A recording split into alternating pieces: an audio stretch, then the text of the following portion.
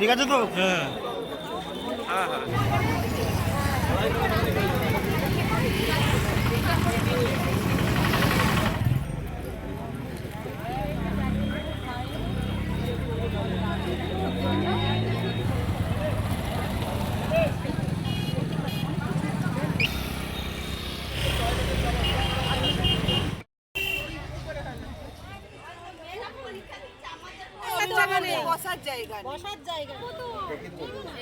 আমাদের গার্জেনদের একটাই অসুবিধা, আমাদের বসার সমস্যা হচ্ছে। আমরা কতক্ষণ এই রোদে দাঁড়িয়ে থাকবো, শরীর অসুস্থ হয়ে যাবে মানুষের।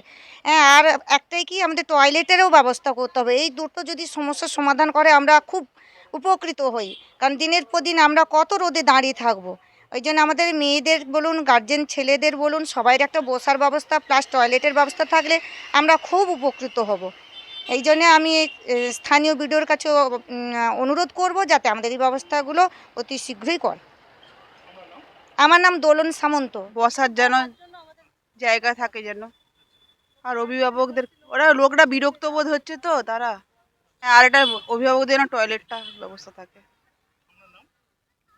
তুহিনা চ্যাটার্জি। আর স্কুল ভালো, জায়গাটাও ভালো, সব ঠিক আছে। একটাই সমস্যা যেটা বিশেষ করে মহিলাদের জন্য, একটা যদি শৌচালয় অস্থায়ীভাবে শৌচালয় করা হয় তো সেটা খুব ভালো হয়, বিশেষ করে মহিলাদের জন্য। এছাড়া ঠিক আছে, রাস্তার ধারে সব কোনো অসুবিধা নেই, একটু বসার প্রবলেম তো আছেই, এটা হলে বেশি ভালো হয় একটু। ববিতা চ্যাটার্জি। আমিও কোলাঘাট বার্তার একজন, আমি বিশেষ করে ওনাদের খবর সব দেখি।